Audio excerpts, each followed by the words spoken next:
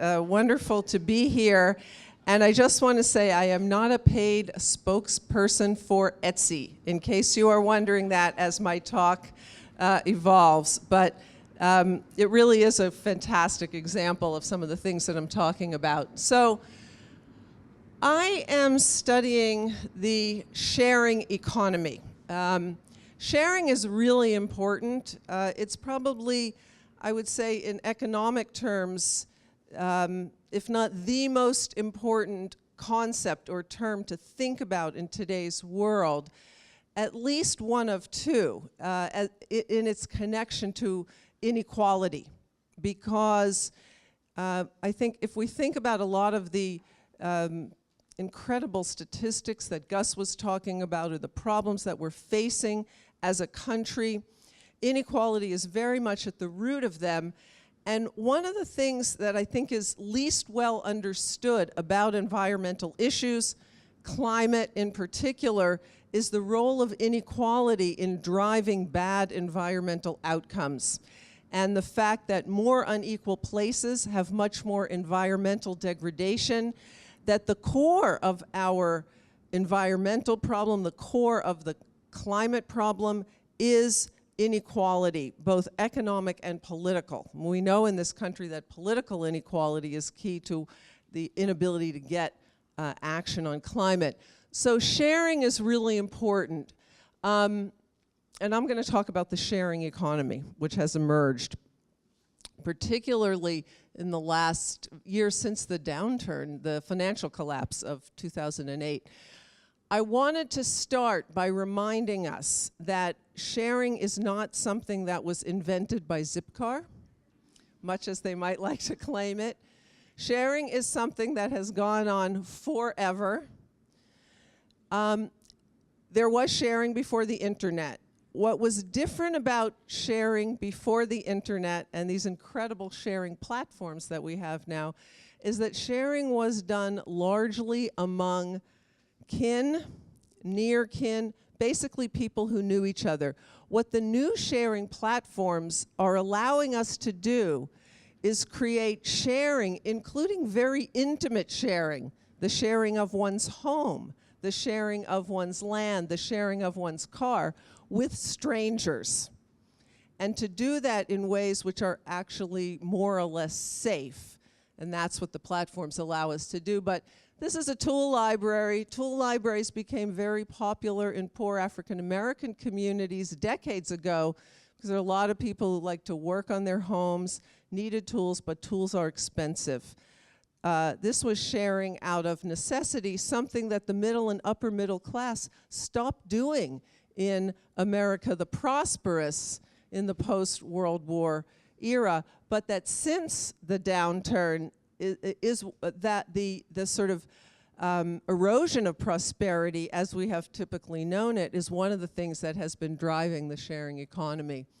So what is it? It's peer-to-peer, Etsy being a great example. That is people connecting with other people, not through companies necessarily or corporations. Yes, there may be platforms, but the exchanges themselves, the relationships themselves tend to be among peers.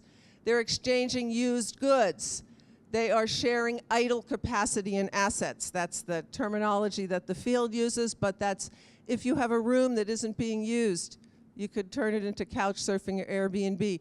If you have some land and you don't know how to garden, you might hook up on land share with somebody who needs to garden. Co-working, sharing your car, picking up people for rides.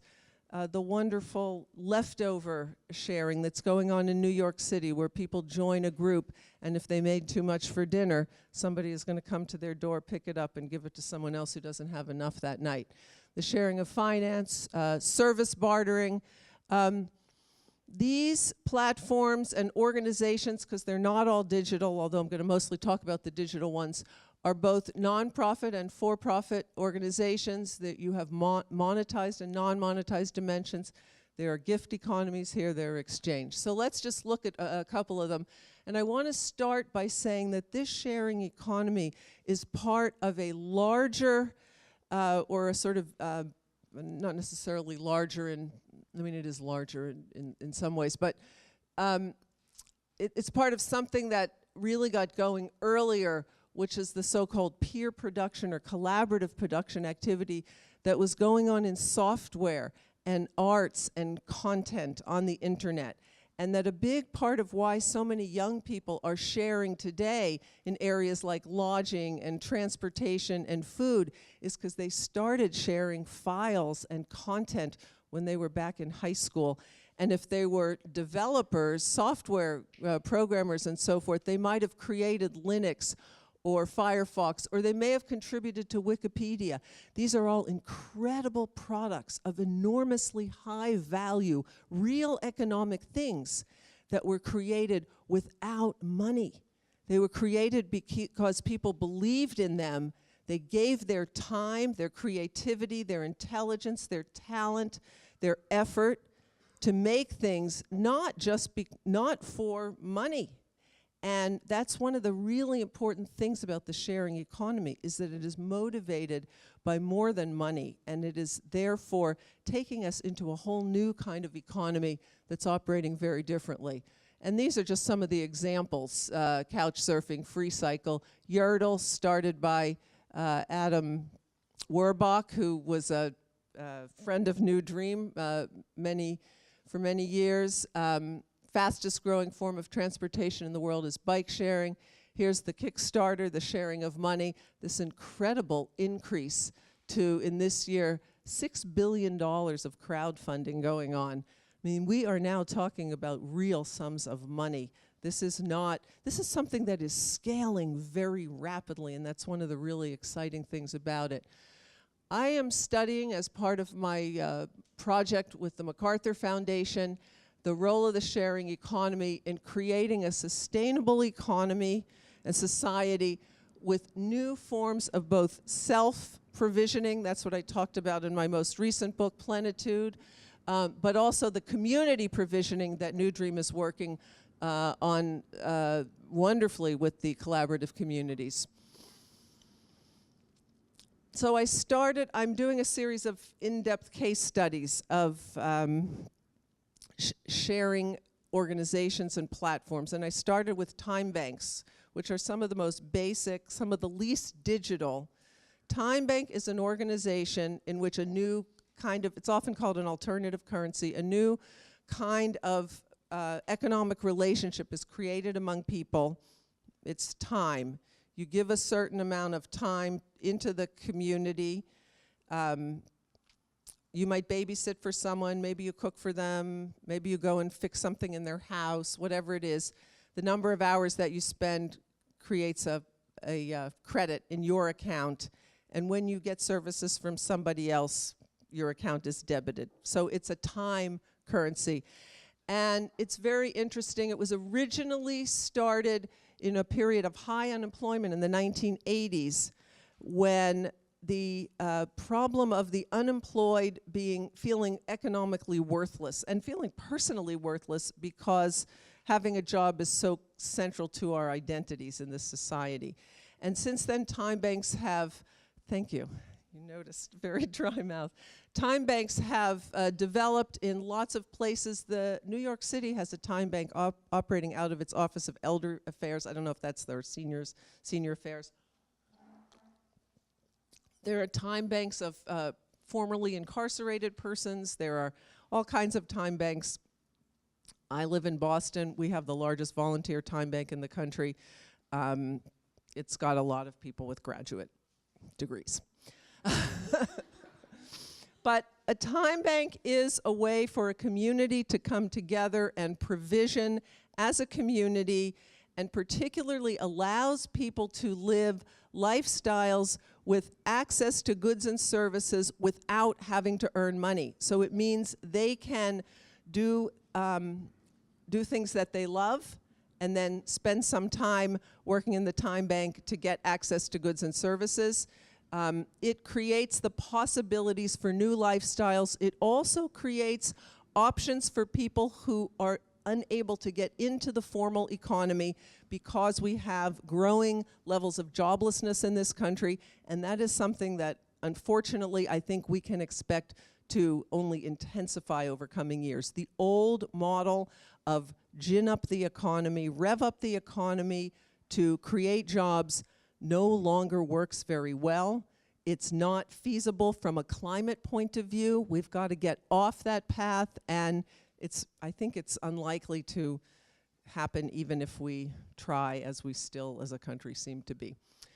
I wanted to focus a little bit on the sharing economy platforms like Etsy and others that are allowing people to earn money and live alternative lifestyles, both as households and in community, that allow them to de-link from the destructive activities that many of them might have been involved in the formal economy, so they can live with lower eco-footprints. The kind of production that they're involved in is small-scale, local, low carbon footprint, low eco-footprint. It allows them to do the things that they care about and love often. TaskRabbit is the kind of for-profit or corporate version of the time bank. In the time bank, there's no money, there's no profit. People do it on a basis in which everybody's time is equally valued. TaskRabbit is a place, it's an auction site where if you have something that you need done, you post it on the site, and then there are people demeaningly called rabbits who bid for those tasks. So here's one. I need accounting help. Here's the description of my task. Shayna says, well, how many receipts do you need organized? Do I have to do it to your house, etc.? I've got 12 months of business receipts, and this guy needs to get his reimbursements for them. The estimate of what this is going to cost is here. People who want to work on this bid for it, etc.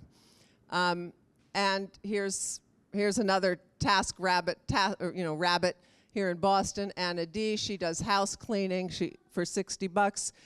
Now, I might prefer the time bank, which is the kind of socialist alternative to TaskRabbit, but I have to admit that TaskRabbit is an interesting platform, and it's one that it's not the only one, there are others, Zarly, etc., which are allowing people to live different kinds of lives and allowing people to supplement income or to do what they love, follow the color of their parachute, as we say, and earn some money on the side. And here, one of the great things about all of these platforms is they produce infographics, and these are some of the things that that TaskRabbit is doing. Top earnings of TaskRabbit in 1 month, $5,000, etc. In Boston, again, a lot of the TaskRabbits are graduate students. You've also probably heard of Relay Rides, which is a peer rental car kind of service where if your car isn't being used, you can rent it out to someone who needs a car. The idea is that this reduces car ownership, so we don't have to make as many new cars. A lot of the ecological impact of cars is in the production of cars.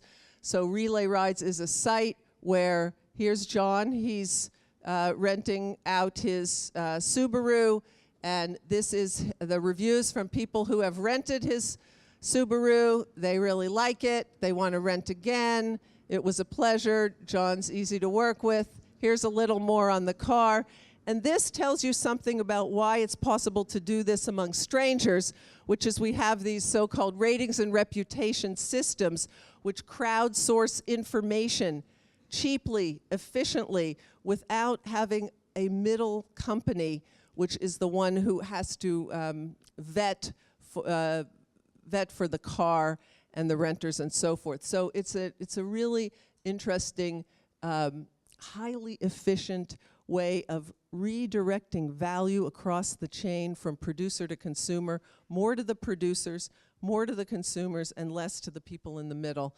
And then, of course, and here is Relay Rides now in all 50 states, and you can see that, you can see that, coastal thing. The darker places are where you have more of it, but, the coasts, of course, where the innovation happens, and then some interesting stuff happening in Texas.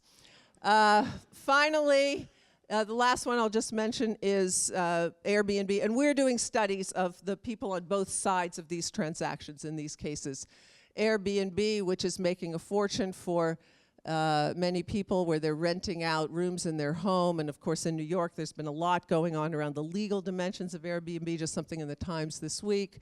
They got up to their 10 million nights booked, so you see a really rapid scaling up of this thing, which eventually is going to have an impact on hotel chains and the demand for new hotels, and hopefully reduce the demand for the construction of new hotels. Here we are in my little quaint town of Boston, and that's the thing we call a subway.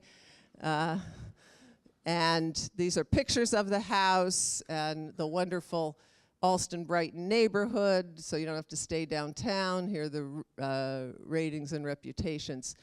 So we might think of this as a sort of more general lifestyle makeover in which people in a whole range of areas of their lives begin to live differently with less stuff. Here we move from sharing stuff, reusing secondary markets for used goods, reducing the demand for new products, new ways of fashion. We have some folks here who started a wonderful organization in Ithaca called Sew Green, which is about the reuse of textiles and teaching young people how to sew using those textiles that have already been produced. I've talked about transportation, travel, interests, meetup.com, which is something like the kind of meetup we're doing, and then new forms of working. So this is from Toronto, but these kinds of movements are going on all around the country and in fact around the world. You heard earlier from Matt about Etsy's offices around the world, and many of these platforms have them all around the world. So the bottom line on sharing, and in the Q&A, if we want to talk about it, there are a lot of sort of dimensions of this I'd be happy to go into, the complexities of it, what's difficult about it, where it's sort of working well, or the demographics of it. There are, like anything, it has a more complex complexion than I've talked about here. But sharing, I think the key thing about the sharing economy is that it creates new social relations of production and new economic forms which are associated with lower carbon footprints and ecological footprints, with much more egalitarian economic relationships, with new earning opportunities to allow people freedom and livelihood and meaning in a world in which the business as usual economy is failing increasingly year by year. And perhaps most importantly, to bring this back to the point that Gus made about human happiness, the sort of ethos of the new dream is new ways of bringing people together. And ultimately, the solution to all of our problems, whether it's climate or joblessness or meaninglessness, lies in that last thing, that lies in that last goal. And I think that is one of the things that the sharing economy is doing. Thank you.